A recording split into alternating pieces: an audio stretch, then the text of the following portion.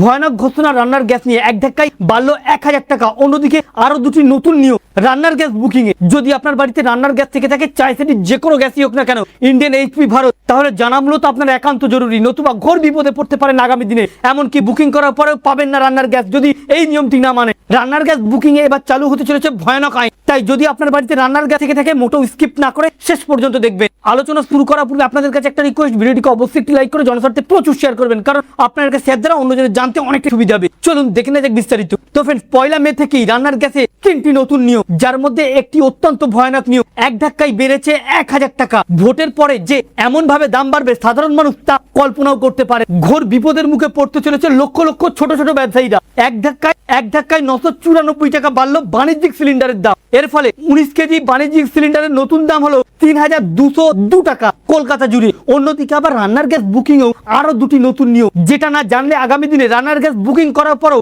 আপনি পাবেন না রান্নার গ্যাস। এখন থেকে সিলিন্ডার বুকিং এর মাঝে 25 দিনের লক ইন পিরিয়ড চালুর পাশাপাশি ওটিপি ভিত্তিক ডেলিভারি ব্যবস্থাকে স্থায়ী রূপ দেওয়া হলো। অর্থাৎ রান্নার গ্যাস বুকিং করার পরে যে ওটিপি আসবে, ওই ওটিপি দিতে না পারলে এবার থেকে গ্যাস ডেলিভারি বয়রা আপনাকে গ্যাস দেবেই না। ইতিপূর্বে আপনি বুঝিয়ে বাজে বা অন্য কিছু করে বা রান্নার গ্যাস নিয়ে নিল বা ব্ল্যাকে কিনলো, এবার থেকে ওটিপি ছাড়া আপনি আর পাবেন না রান্নার গ্যাস। এই নিয়মটি চালু থাকলেও এবার থেকে এই নিয়মে আরো কড়াকড়ি করা হচ্ছে কালোবাজারি রুখতে। শুধু তাই নয়, বলা হচ্ছে যে 25 দিনের লক ইন পিরিয়ড চালুর পাশাপাশি ওটিপি ভিত্তিক ভেরিফিকেশন ব্যবস্থাকে এবার স্থায়ী রূপ দেওয়া হতে পারে। তো ফ্রেন্ডস, এই ছিল মূলত রান্নার গ্যাস নিয়ে 1 মে থেকে 3টি নতুন নিয়ম। আমাদের উদ্দেশ্য ছিল এই নিয়মটি আপনাদের সামনে উপস্থাপন করা, যাতে আপনারা জানতে সুবিধা হয়। ভালো লেগে থাকলে ভিডিওটিকে অবশ্যই লাইক করে জনস্বার্থে প্রচুর শেয়ার করবেন, কারণ আপনার একটা শেয়ার দ্বারা অন্যজনের জানতে অনেকটা সুবিধা হবে। Thank you friends, thank you for